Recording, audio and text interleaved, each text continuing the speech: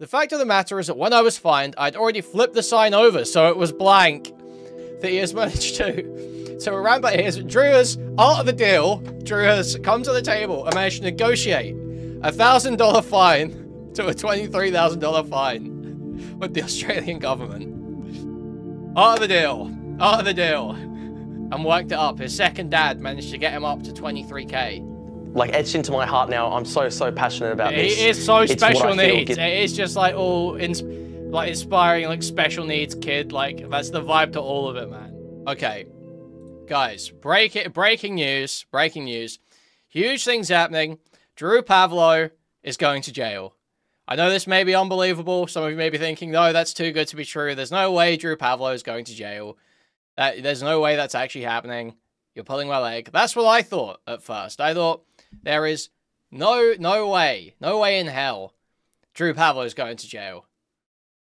But it's true. It's true. Bafflingly, somehow, amazingly, the Australian government has done the right thing and will be imprisoning Drew Pavlou. Now, you may, if you're unaware of the full story here, you may be thinking like, oh, well, why are you celebrating someone going to prison for speech crimes? Why are you celebrating the fact that someone's going to prison for speech crimes? That's crazy. Well, there's a little bit more to it than that, and we're gonna cover exactly what happened. So Drew says, breaking. I'm surrendering to the Australian courts and will serve prison time for the crime of holding a blank sign outside the Chinese consulate. Is that what you're being fined for, Drew? The Brisbane City Council threatened to have me imprisoned for contempt of court charges because I didn't have the money to pay a $23,000 fine. So he says he doesn't have the money, okay? So it's not just not paying on principle. Doesn't have the money. He can't afford a $23,000 fine. He was bragging about his $5,000 a month from Twitter the other day. He was bragging about how Twitter engagement makes him $5,000 a month. And then we can't pay a $23,000 fine? They don't do payment plans, Drew? Really? There's no way, man. Come on now. Better than raise money to pay the fine, I've decided to accept imprisonment as a matter of principle. I regard the fine as so outrageously unjust that I simply cannot in good conscience comply with the court order. I have written to authorities to inform them that I will peacefully surrender and accept arrest and imprisonment for contempt of court on August 6th, rather than pay the $23,000 fine for holding a blank sign outside the Chinese consulate. They can make me a political prisoner in Australia if this is what they want.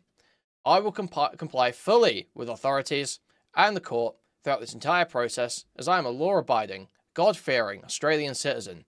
I am a peaceful, law-abiding man, peacefully practicing civil disobedience and non-compliance according to my conscience. Wow. What a brave soldier against Chinese influence. What a brave soldier against Chinese influence and censorship. What actually happened, though? What actually happened? So, you'd be forgiven, looking at this image, for thinking Drew is totally innocent. If you just saw this image. He's just got a blank sign here. He's just got a blank sign here. And he's being arrested for it, just on the street. It's not quite that simple. It's not quite that simple. And I don't know if I have the image. But basically, this is a cropped image. Yeah, wait, no, I do have it. This is a cropped image. Okay? This does not show the full scene here. What's missing from this scene? What might we see if we had the full picture? Well, if we look here, we'll see there's another security guard here. There's a table. And what do we see? Which you can see here, there's a table in the bottom corner. I'm not sure if you can quite see it. It is in the bottom corner here. But you can't see the full image like I can. My camera. But there's a table. And we can see the rest of this table. We can see the rest of this table. What's on the table? It's a Drew Pavlou, Vote Drew Pavlou flyer. A whole pack of them, it seems. And a bunch of other stuff. A box here. So, what could this imply? What could this imply? Well, that Drew Pavlou was not simply an average citizen, just sitting in public, protesting the Chinese consulate. He was running for Senate in Australia. This was a campaign move. This was a campaign advertisement. He had set up essentially a booth for his campaign in public. Key issue there. This mall in Australia is owned by the council. The council have rules that say that if you want to do political advertisement in the mall, you have to pay for a permit. You have to apply and pay for a permit to do political advertisement. Chinese consulate is I believe, on the mall or next to the mall. And Drew decided to, in council property, do his political ad. Now, that's not the only deception here. So immediately you can see that's not quite just a speech crime, is it? Obviously, everyone who runs for election, everyone who runs in an election, should have to play by the same rules. It shouldn't be that simply because Drew is against China, he gets given a free spot for political advertisement, right? That doesn't make any sense. That would be insane. That would actually be anti-free speech. That would be giving preferential treatment to people with a certain political perspective, to campaigning politicians of a certain political perspective, right? So simply the fact that he is protesting the Chinese consulate should not exempt him from the rules around political advertisement. But Drew seems to think otherwise. Drew seems to think that his right to protest the Chinese government while running for election and handing out flyers should be held above anyone else's right to, I don't know, campaign advertise.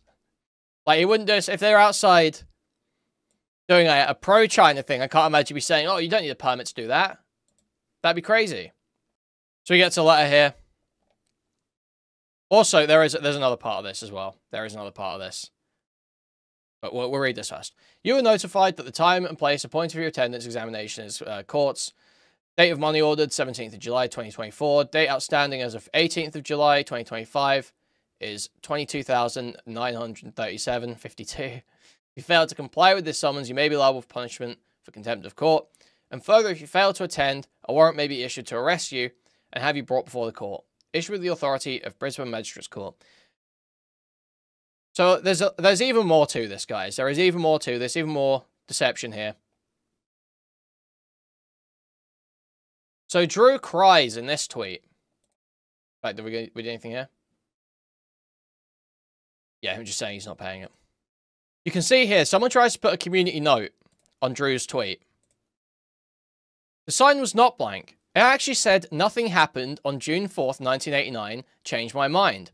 A reference to the Tiananmen Square massacre. Pavlou was fined for advertising for his Senate campaign without required permit, which the court called easily obtainable. Drew says, retarded bootlickers are trying to add a community note. The fact of the matter is that when I was fined, I'd already flipped the sign over, so it was blank. This is completely retarded. Please downvote. So you were holding that sign. You did have your campaign flyers there. You were campaigning for Senate. You were fined for doing political advertising without a permit. It has nothing to do with your speech. But you're just crying that what? They didn't back off the moment you flipped the fucking sign over. That's insane. What a retarded fucking excuse. What a fucking bullshit excuse. Who does that work on? It's literally like, peekaboo rules. I'm not touching you, I'm not touching you. Like, what are we doing? It's so crazy. Like, you were campaigning. You should have got a permit. I don't think that's unreasonable. I don't think that's unreasonable at all. So, there's actually an article that goes into a bit more detail. Let's read this ABC article from Australia. Drew Pavlou left owing... So, you'll notice here it's a lower amount, right? This is actually an article from May 2024, okay? Drew Pavlou left owing over 10K after failed second appeal over Brisbane City Council fines. A Brisbane law student who was fined $1,000 over an anti-Chinese government sign now owes $10,000 in court costs and penalties after a second failed appeal. Drew Pavlou received 2 fines collectively worth $1,000 on May 17th, 2022, for holding up a handwritten sign outside the Chinese consulate in Queen Street Mall. So, Drew was not fined $23,000 for advertising without a permit for his political campaign. Drew was fined, and it gets into this, $500 for advertising without a permit, and then an additional $500 for not leaving the premises when asked. It's $23,000 because Drew, and I don't know if it's his second dad lawyer or who's helping with it, because Drew has failed multiple appeals in such a catastrophic fashion that he has managed to round back here. Drew has, out of the deal, Drew has come to the table and managed to negotiate a $1,000 fine to a $23,000 fine with the Australian government. Out of the deal. Out of the deal.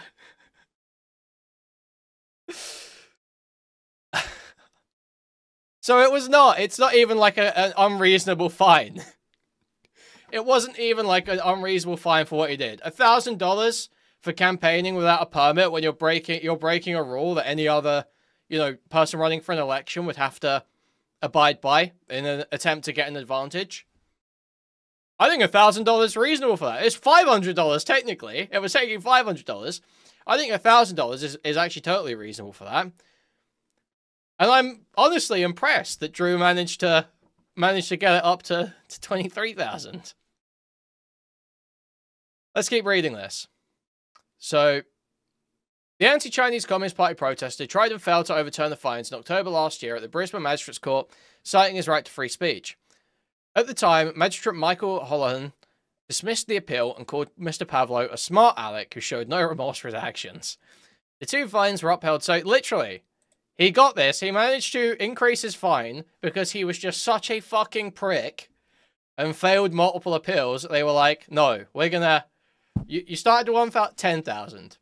23,000. Because you're a prick. Because you're acting a prick in court. The two fines were upheld along with the order that he pay court costs and Brisbane City Council's legal fees, which brought the total to $3,113.50. The first fine was for the sign, and the second fine was for refusing to move after orders had been given by a council staff member. On Thursday, Mr. Pavlou unsuccessfully appealed the decision in District Court. The University of Queensland student said he now owed a total of $10,000, including the original two fines, Brisbane City Council legal fees, and court costs. Mr. Pavlou would have been prevented from starting a legal career if convictions had been recorded, but none were. It simply required consent. Handing down his judgment in Cairn, Judge Paul Smith ruled that Brisbane City Council had not unreasonably violated Mr. Pavlou's freedom of speech.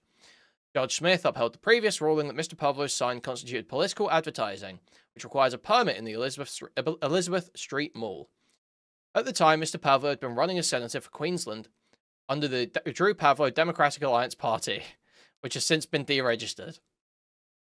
Judge Smith said Mr. Pavlou had violated the Local Government Queen Street Mall Act 1981, which gave the council the power to manage the mall. The Chinese consulate is located on Adelaide Street, just within the Elizabeth Street Mall boundary. Judge Smith upheld the magistrate's ruling that Brisbane City Council did not violate Mr. Pavlou's human rights under the Queensland Human Rights Act. The laws did not prevent free speech, they simply required a consent. Required a consent. I don't know why a consent is written like that. Easily obtainable to exercise it, Judge Smith said. The limitation, that is, the requiring of consent, does not impermissibly infringe any human right or infringe the right of political speech. Third appeal considered. Mr. Pavlou said he would consider appealing a third time in the Supreme Court, which is with his barrister, Anthony Morris KC. So that is his second dad, right? Is Anthony Morris KC, that is his second dad, that barrister, right? I believe. So if he actually, I believe he must have gone through with this third appeal, right? And worked it up. His second dad managed to get him up to 23k. His second dad managed to get him up to 23k. Anthony Morris KC. Well done, man. Well done. Great stuff. He'd previously vowed never to pay a single cent to Brisbane City Council and said the fines were just not fair. I now face a total of $10,000 simply for peacefully holding a sign outside the Brisbane Chinese Consulate while running for election in 2022. Protests outside the Chinese Consulate should be legal under Australian law. protests are. You're allowed to protest there, I believe. Not political advertise without a permit. So, yeah. Now, there's been some other instances of Drew Pavlou playing victim like this.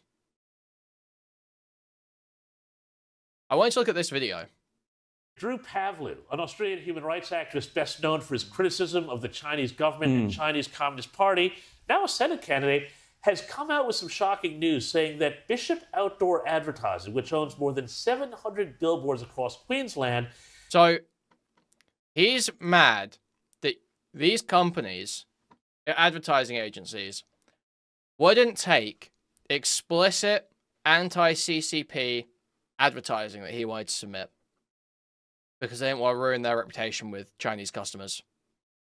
And he's calling that a ban on anti-CCP ads because a private company, private advertising agency, wouldn't take highly divisive political ads that might ruin their reputation with their customers.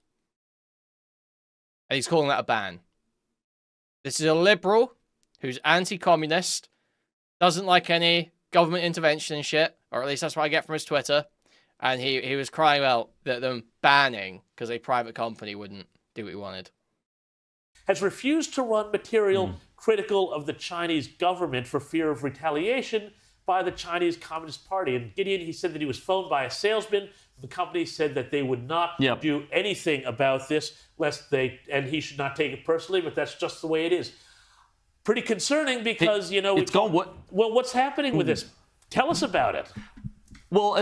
Well, according to this phone call that Drew Pavlou released, it sounds like somebody is on the phone telling him that no billboard company will carry this advertisement because all of them are basically colluding through industry self-regulation to not offend the Chinese. Now, we don't have enough time to go fully into the ins and outs, but look at my Twitter account. If this is legit, it is the biggest story in Australia right now. If the Chinese Communist Party controls what we can put on billboards, then how far and deep does this go? Every Australian should be terrified of this, level of political interference, which, by the way, we have a foreign interest influence transparency scheme which went after Tony Abbott and the Conservatives and CPAC instead of actually going after the Chinese. So really and truly, this should be the biggest story in Australia. The fact that it isn't as we speak just boggles my mind. Gideon, I never say this, but everybody out there, get onto Twitter, find Gideon Rosler's Twitter account. You can read all about it.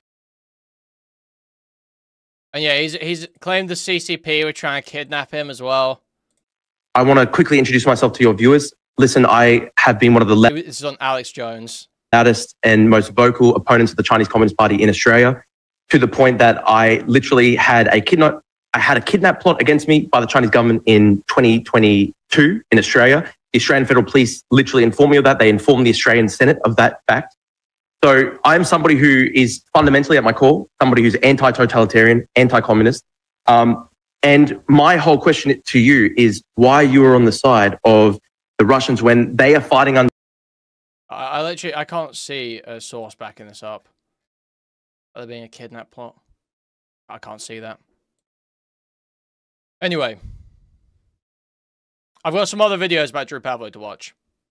There's a 60 minutes episode from Australia that I'm hoping won't get... a segment. I'm hoping won't get struck.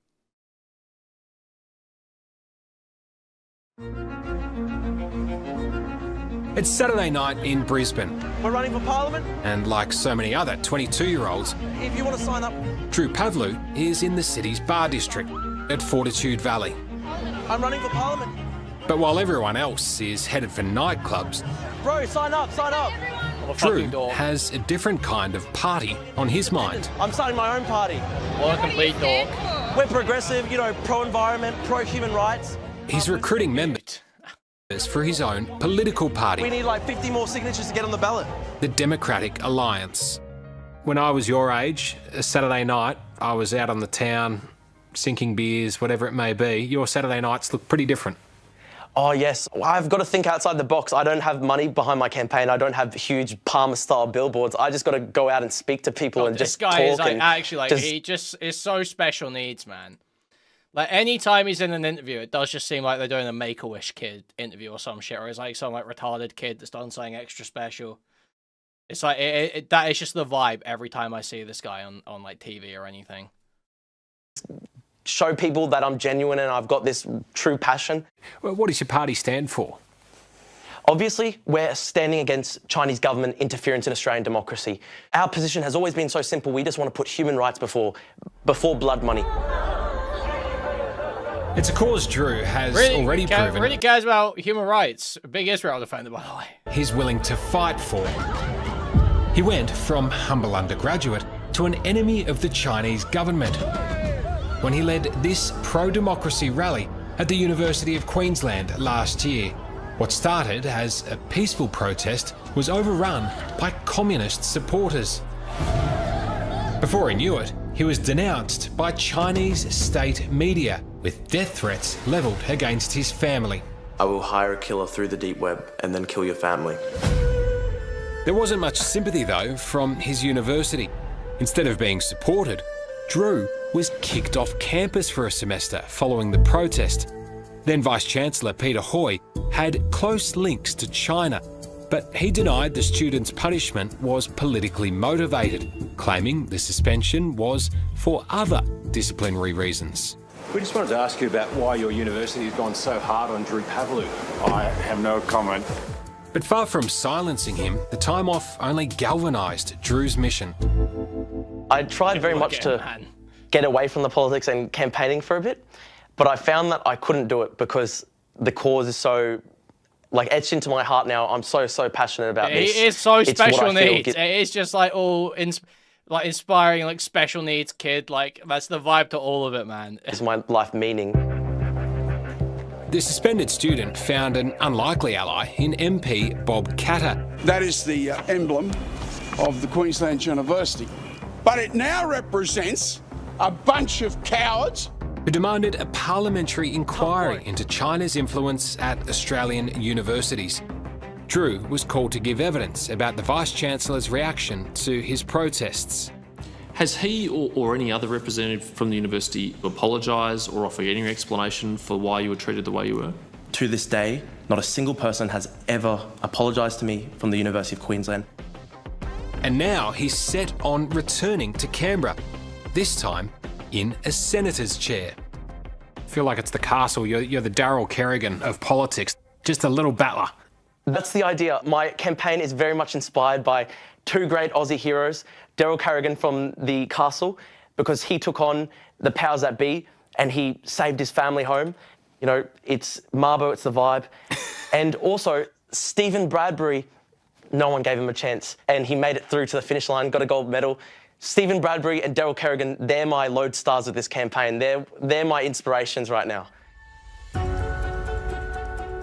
But don't think for a second he's not taking this seriously, even if his run for the Senate is certainly as the underdog. I'm running as an independent at the next federal election. Campaign headquarters are in his bedroom at the family home in suburban. Thank you for the $2. Bro thinks he's masking so good. In Brisbane, he's only ever voted in one federal election, and he's yet to finish uni. Even his parents, Nick and Vanessa, have had their doubts. Have either of you tried to talk Drew out of doing this? Every day? Yeah, I have. Probably. A few times. I think we were like, we just want peace and quiet, Drew. Please just give us, you know, quiet. 2 for 6, beautiful mangoes, very fresh. The Pavlous always Drew, suspected their son would bypass the family fruit shop. Very good price. For a more action-packed career. Support you, Drew. Thank you very much, Auntie Mara. We're signing up every single one of my family members, the workers, slightest relation, and getting them to sign up to the party. Every day, 3 or 4 people come to the shop and say, how's he going, what's happening? You know, we support him. So I still get a lot of people, you know, backing him. Is Drew the kind of person we need in Parliament these days? Absolutely. Oh, for sure. I think politics needs a change. It needs a fresh voice. And Kuihman. If George W., Trump, senile Biden, and Trump again can do it, why can't this Downy do it in the Down Under? Thank you for the $5, Nate. Very true. And everyone's disillusioned at the moment with everything that's going on, and they feel voiceless. And I feel like Drew is going to help raise that. What do you think his party's slogan should be? I would say vote the underdog. Aussies love an underdog, don't they? Yeah, I like that. Vote the underdog. Drew thrives in a dogfight, and so he was shocked, So dumb. but not surprised to discover that his emails had been hacked by an unknown aggressor in mainland China. He's become a target for Chinese nationalists, and it'll only infuriate them even more to learn who else he wants to run for his party. We're actually only the third minor party to hit 1,500 members.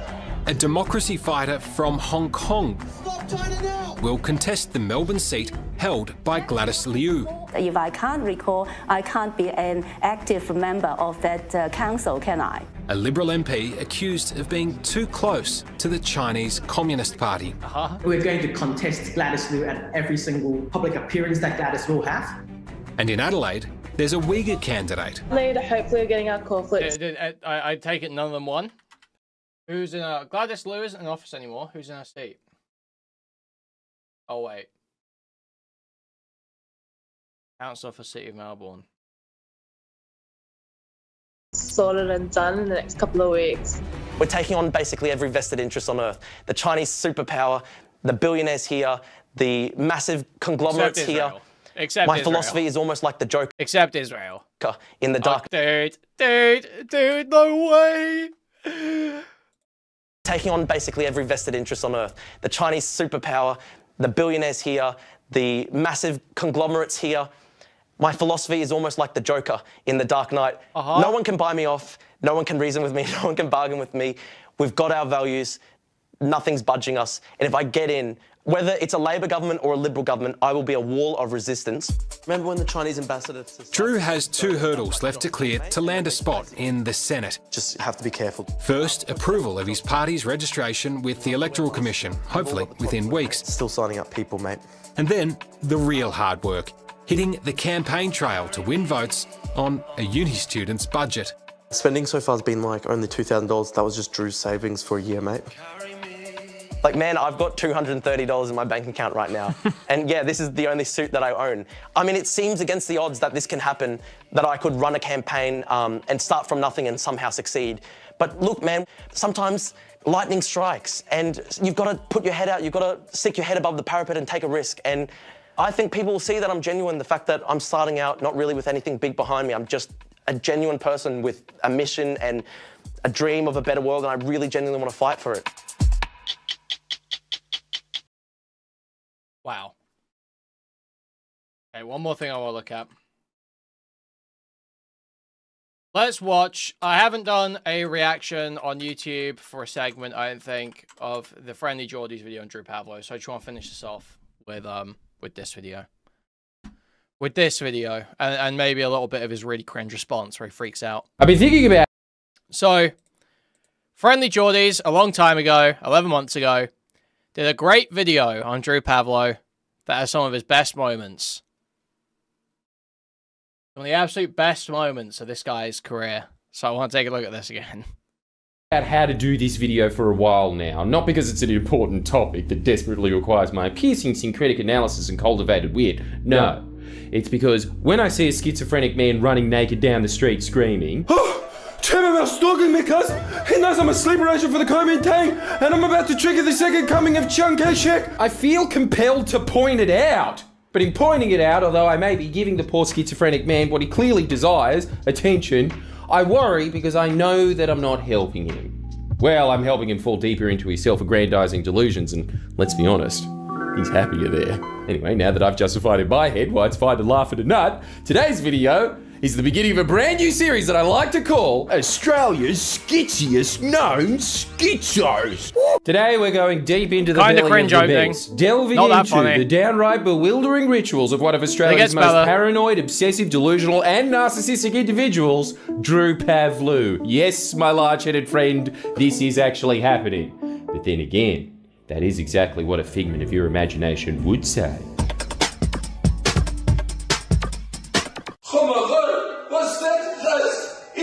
There aren't any funny Australians. There's a little bit of truth in that, you know. There's a little bit of truth in that. You know what's not funny at all? You know what's not funny at all, but I had to be put through every fucking moment of my life for years. Who's gonna say it? Who's gonna say it? What's Australian not remotely funny, and I had to be exposed to for every moment of my life for multiple years. It's Big Les Show. No one's getting it. It's Big Les Show. It's Big Les Show. That shit was not funny. Everyone I ever knew was fucking obsessed with it. Would reference it constantly. It was not fucking funny at all. Everyone I knew in, like, college was fucking obsessed with it. And it was shite. It was absolute shite. I'll play it. I'll play a bit. You guys can see. What the fuck?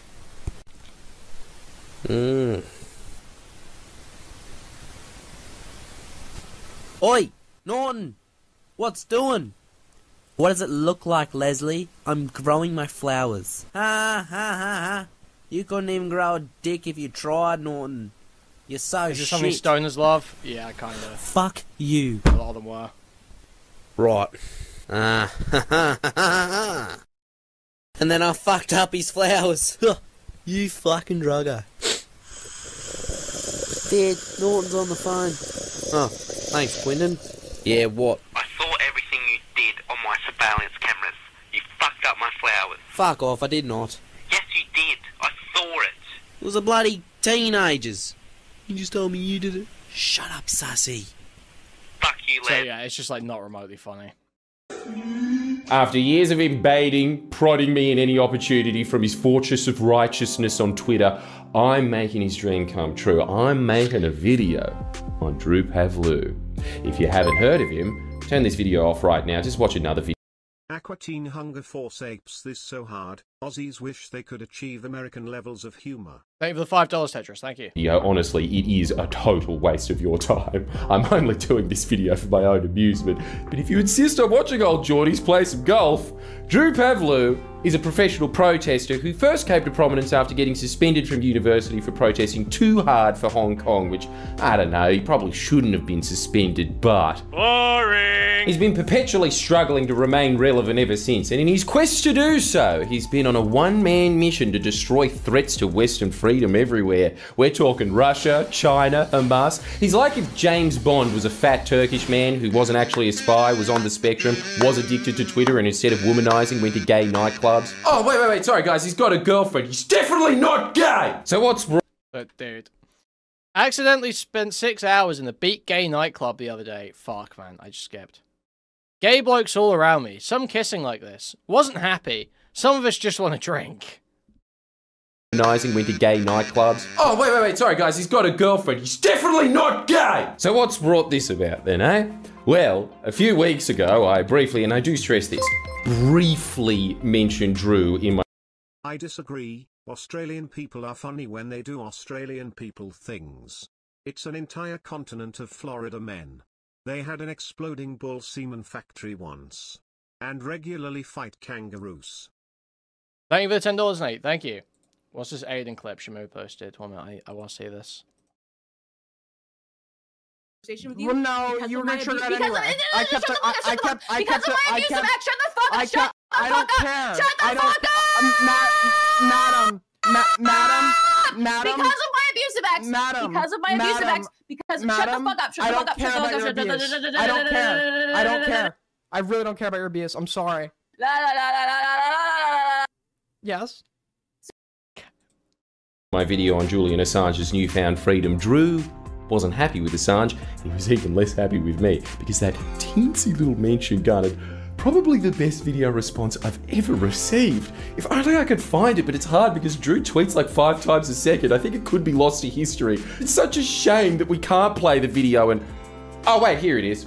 You know, for someone who claims to hate the Islamic terrorist world so much, you really have learned a thing or two from the enemy. Check out this aesthetic. Hey, this was so based.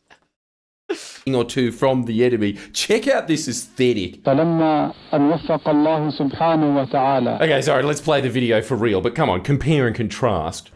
Even though I very forcefully condemned and opposed the firebombing attack on friendly Geordie's house, this disgraceful, ungrateful, horrible person comes out, he calls me fat, he says that I work for the American State Department simply because I criticised Julian Assange. Amazing way to start a video, Drew, implying that you regret saying that I shouldn't be murdered because I called you fat.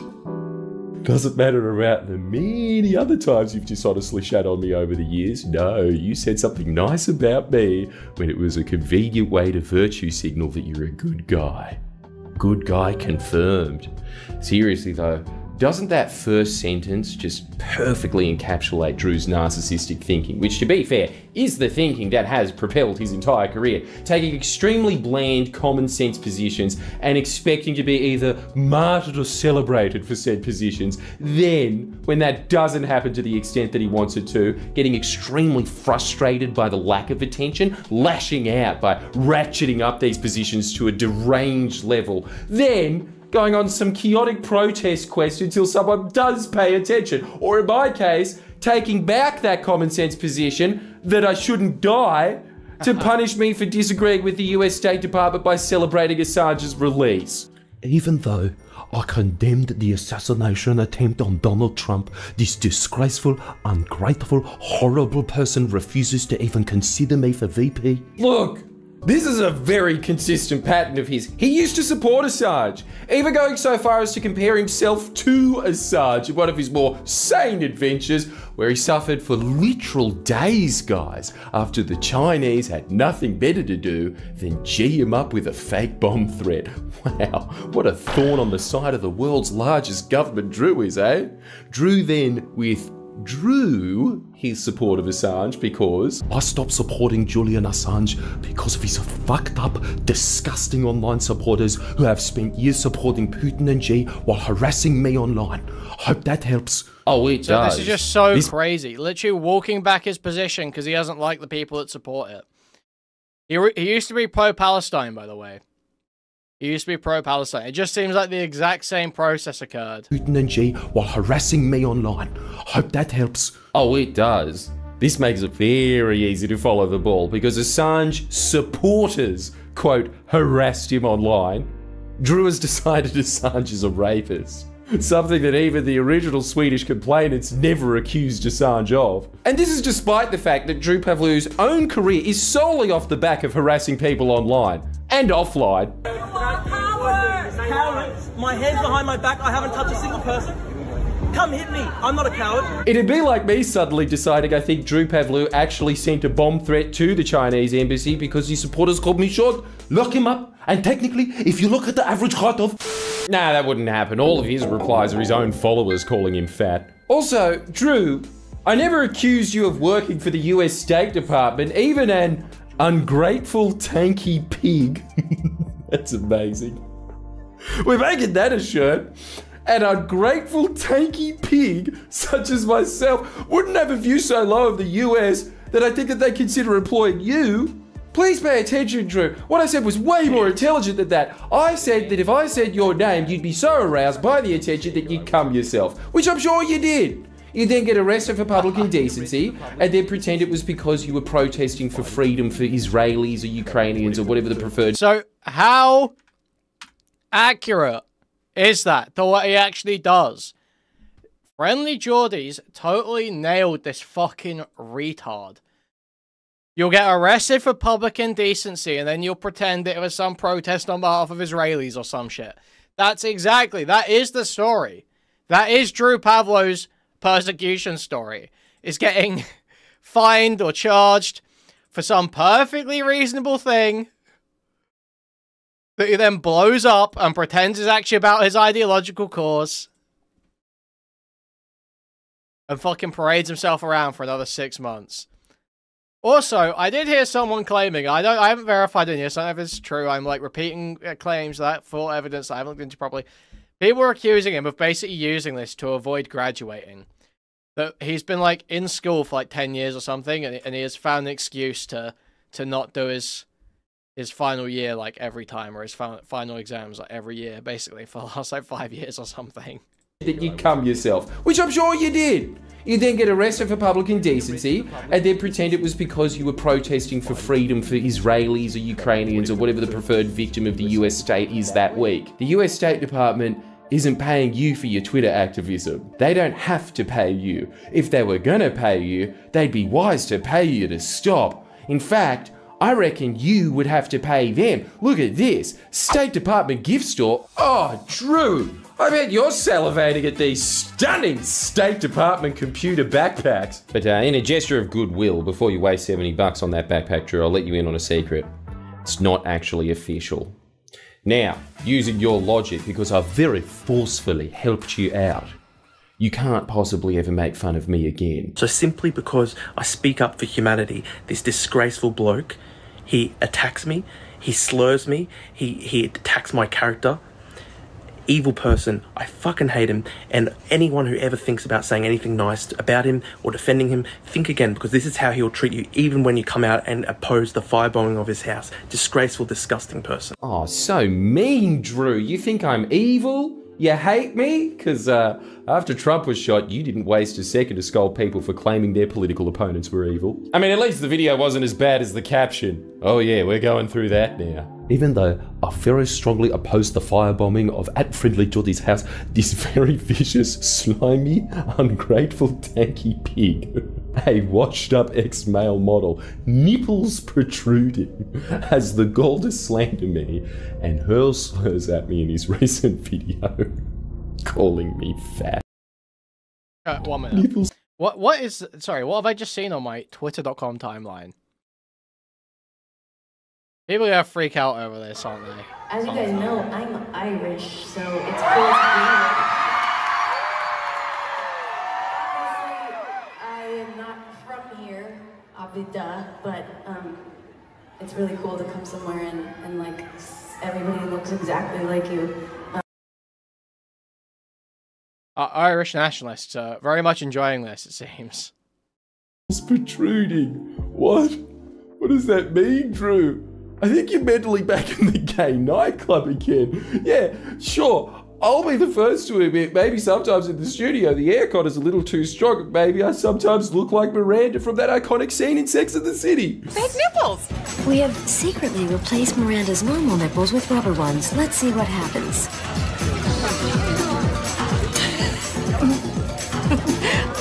By the way, you're such a carry, always changing your mind like I'm Aiden and Mr. Big. But in the video you're talking about, I'm wearing a jacket. Where can you see my nipples? In fact, I think I've been wearing some form of this jacket in almost all my videos for over a year. Did my nipples make such a psychic impact on you that they're all you can think about when you picture me? This isn't really helping your I have a girlfriend defense, is it? Another reason to love Drew is this ad from when he ran for Senate. Check this. To show you just how serious I am about national security, I'm in a Ukrainian-made fighter jet flying above Brisbane right now. I see the horizon just like I see the future for Australian voters. With China threatening the Solomon Islands and threatening Darwin, we've got to... So, dude, his whole political campaign was about being against China. And then he goes and does a Tiananmen Square fucking, censorship protest somewhere where you need a permit to do political advertising and wonders why he gets fined. Protect our country. We can never give in. Never ever give in. I'll roll with the punches in Parliament, just like I'm rolling with punches in this fighter jet now. Politicians want us to sell out to China. I'll never allow it. I'll always defend Australia's sovereignty, no matter what. Vote Drew Pavlou for Senate, a patriotic progressive that'll bring Australia well into the future. How did we miss that? That is his only grab for attention that actually had my attention. If I knew he did that at the last election, I would have paid him out then. Drew Pavlou, Democratic Alliance. And then he does a classic Gerber-Gooley video to show how democratic he is. You see how he's always teetering on the edge of becoming everything he hates? Now, who am I kidding? Drew Maverick Pavlou would get my vote. Just look at this platform, guys. Lock Julian Assange up. Yes! Put Australia in NATO. Must be one of those Principality European nations. And make Pine Gap 1,000 times bigger. Holy shit, that man likes foreign spies. What a, quote, progressive patriot. Pine Gap is estimated to be 23 kilometers squared. For now, at least. So Drew wants to make Pine Gap 23,000 kilometers squared, which is about the size of Israel. He's amazing, isn't he?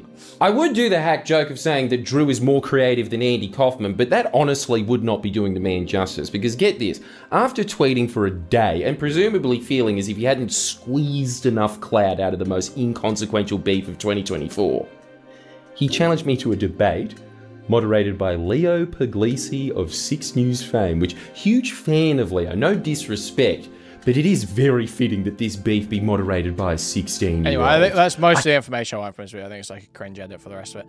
Yeah, that's all I wanted, basically. That's it.